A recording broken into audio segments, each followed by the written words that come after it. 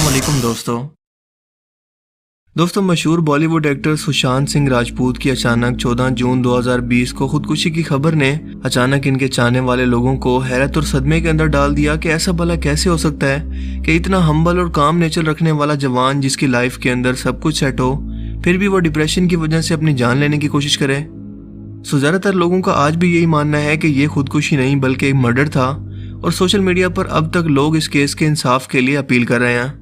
लेकिन हाल ही में एक अमेरिकन यूट्यूबर जिसका नाम है स्टीव हफ, इसकी 2 वीडियो सामने आई हैं जिसमें वो सुशांत सिंह की रूह से बात करने का ना सिर्फ दावा करता है बल्कि अपनी वीडियोस के अंदर इन्हें रिकॉर्ड करके आवाम को दिखा भी रहा है। हैरानकुन तौर पर बज़ाहिर ये सुशांत सिंह की आवाज लगती है जो कि टूटे फूटे अंदाज के अंदर हिंदी और इंग्लिश दोनों के अंदर बात कर रही है, जिसमें स्टीव इससे पूछता है कि तुमने अपनी खुद की जान क्यों ली। तो सुशांत सिंह की जवाब के अंदर रोती हुई आवाज आती है कि मुझे दोस्ती के नाम पर कत्ल किया गया, लेकिन ये काम किसने किया इसका नाम नहीं बताया। ये वीडियो यूट्यूब पर आते ही देखते सोशल मीडिया पर वायरल हो गई और यहाँ तक कि इंडियन मीडिया ने भी इसका जिक्र किया। लेकिन इन वीडियोस की हकीकत आखिर है क्या, क्योंकि हम आंखें बंद करके हर इंटरनेट पर दिखाई जाने वाली चीज पर तो यकीन करने से रहे। क्या वाकई किसी तरह से रूह और रूहानी दुनिया से राब्ता मुमकिन है? स्टीव ये सब कुछ कैसे करता है? और इस तरह के बहुत से अहम सवाल हम आज की इस वीडियो के अंदर डिस्कस करेंगे और इस वीडियो के आखिर तक आपके सामने हकीकत बिल्कुल वाज़ेह हो जाएगी।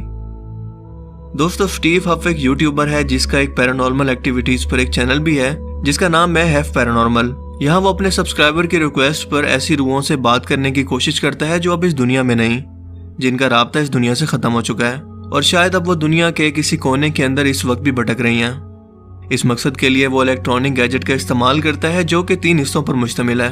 एक बड़ा बॉक्स जिससे इस वक्त आवाज आती है जब वो किसी स्पिरिट यानी रूह से बात करता है। दूसरा फ्रीक्वेंसी बॉक्स जो कि छोटे साइज का है और इस पर वो एक पत्थर की मदद से जब भी इसके डायरेक्शन हर बार बदलता है तो वो रूह बात करने के काबिल होती है। और तीसरा हिस्सा है कनेक्टर। इस पूरे सिस्टम या गैजेट को इसने एस्ट्रल टूर बॉक्स का नाम दिया है, यानी कि रूहानी दुनिया में सफर करवाने वाला बॉक्स। इसका मानना है कि वो ही ऐसा वाहिद शख्स है जो इस काबिल है कि ऐसा कर सके और अपने प्यार की ताकत, स्पिरिट एनर्जी और इस बॉक्स की एनर्जी को मिलाकर वो ऐसा कर पाता है। सुशांत सिंह से बात करते हुए इसकी रूह बताती है कि मेरे पास बहुत रोशनी है, यानी कि मैं जन्नत में हूँ। मजीद बताती है कि 6 लोग मेरे कमरे में थे, उन्होंने मेरे गले के अंदर एक पट्टा डाला, मुझे कुछ खाने पीने पर मजबूर किया और मैं अपनी फैमिली और अपने फैंस को बहुत ज़्यादा मिस करता हूँ, वगैरह वगैरह। स्टीव का इस वीडियो के अंदर कहना है कि ये सब कुछ 100% सच पर मबनी है और बिल्कुल पहले की तरह ही ये सारा प्रोसेस है जैसे कि वो माइकल जैक्सन की रूह से भी बात कर चुका है, लेकिन इस बार इंडियंस की बेहद रिक्वेस्ट पर सुशांत सिंह की रूह से बात कर रहा है। बहुत सारे लोग शायद इन वीडियोस को देखकर वाकई सोच में पड़ गए होंगे कि शायद ऐसा मुमकिन हो, और वैसे भी हिंदुओं के अंदर तो यह अकीदा पाया जाता है कि जब कोई शख्स नाहक मरे या कत्ल हो जाए तो इसकी रूह बेचैन होकर यहाँ वहाँ भटकती रहती है जब तक कि वो दूसरा जन्म न ले ले या फिर इसका बदला न ले ले। लेकिन दोस्तों सच क्या है? अगर इसे आसान अल्फाज के अंदर आपको एक ही लाइन के अंदर बताऊं, ये रॉन्ग नंबर है, ये रॉन्ग नंबर है। ये दरअसल पूरी स्टोरी है क्या, मैं आपको बताता हूँ। मैं आपको बताता हूँ, सारी गल्लें दस्ता हूँ। ये शख्स मुकम्मल तौर पर फ्रॉड और धोखेबाज है जो लोगों के इमोशन और सेंटीमेंट्स को इस्तेमाल करके पैसा कमा रहा है, यानी कि बिजनेस कर रहा है। क्योंकि हमारे बड़े सगीर पाको हिंद की सरजमीन इस काम के लिए बड़ी जरखेज है। यहाँ पर हर किस्म की तोहम परस्ती, शिर्क और बिदअत बहुत ही आसानी से बिक जाती है और यही तो वजह है कि लोग अपने तमाम तर परेशानियों को हल करने के लिए जादू टोने करने वाले आमिल जो कि सिर्फ इंडिया और पाकिस्तान के अंदर पाए जाते हैं, सिर्फ इन्हीं के पास जाते हैं। ये दोनों ममालिक काफी अरसे तक एक साथ रहने की वजह से ये तमाम तोहम परस्तियां एक दूसरे के साथ बिल्कुल शेयर करते हैं। लेकिन आप जानते हैं कि फॉरेन या यूरोपियन ममालिक के अंदर अवाम थोड़ा शऊर रखती है, हर चीज पर आंखें बंद करके यकीन नहीं करती, सो वहाँ ये चीजें नहीं बिकती।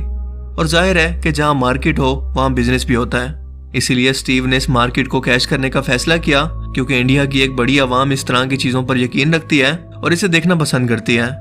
सो स्टीव ने यहाँ पर बिजनेस करने का फैसला किया क्योंकि उसे यहाँ पर मार्केट नजर आई।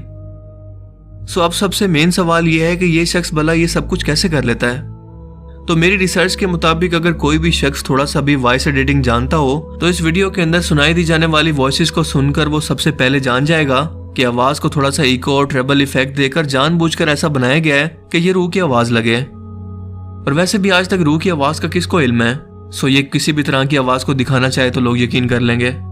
लेकिन इसी शख्स की आवाज हो जिससे स्टीव बात कर रहा है इस मकसद के लिए। ये शख्स इतना चालाक है कि इस सेलिब्रिटी के पुराने इंटरव्यूज को उठाकर इसके इंटरव्यूज से थोड़े थोड़े वॉइस क्लिप्स को कट करता है और मुख्तलिफ लाइन्स को काट कर अपने मकसद के लिए पूरा एक पैकेज तैयार करता है।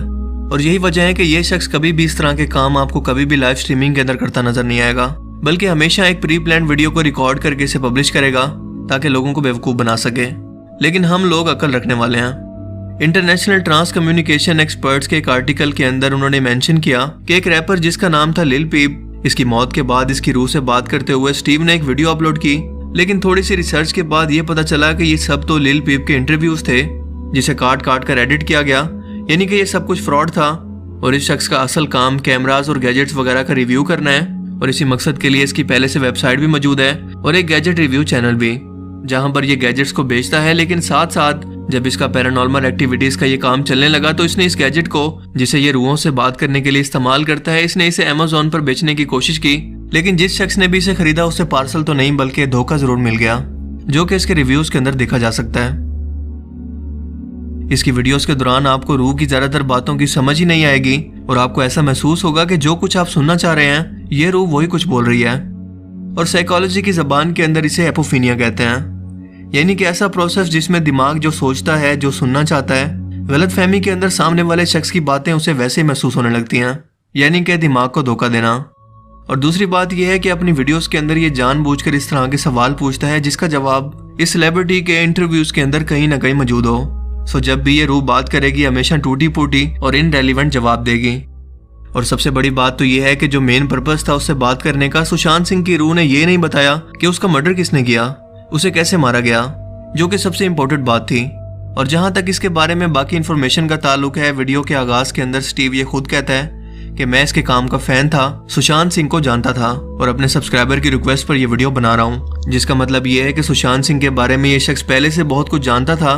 और थोड़ी सी मजीद रिसर्च करने के बाद सुशांत सिंह पर जो न्यूज निकली, जो कि पूरी दुनिया के अंदर चल रही थी, मसलन कि इसका मर्डर हुआ, दोस्ती के नाम पर इसे मारा गया, इसके गले पर निशान थे, वो डिप्रेशन के अंदर था, ये सब की सब बातें ही उसकी रूह ने की जो कि हमें न्यूज के अंदर सुनने को मिली।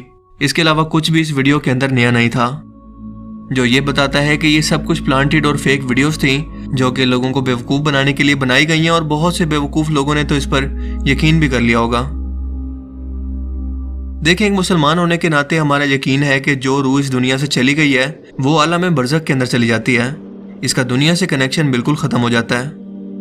बरज़ख दो चीज़ों के दरमियान रुकावट या आड़ को कहते हैं और शरीयत में इससे मुराद मौत से क़यामत तक का दरमियानी अरसा है, क्योंकि मरने के बाद तमाम जिन और इंसान अपने मर्तबे के हिसाब से आलम बरज़ख के अंदर रहेंगे, जैसे कि कुरान मजीद के अंदर इरशाद है। यहाँ तक कि इनमें से जब किसी को मौत आ जाएगी तो वो कहेगा, ऐ मेरे रब मुझे दुनिया में वापस भेज दे ताकि मैं इस दुनिया के अंदर कुछ नेक अमल कर लूँ जिसे मैं छोड़ आया हूँ। हरगिज़ नहीं, ये वो बात है जिसे वो बतौर हसरत कह रहा होगा। और इनके आगे एक दिन तक एक पर्दा हायल है जिस दिन से वो कब्रों से उठाए जाएंगे।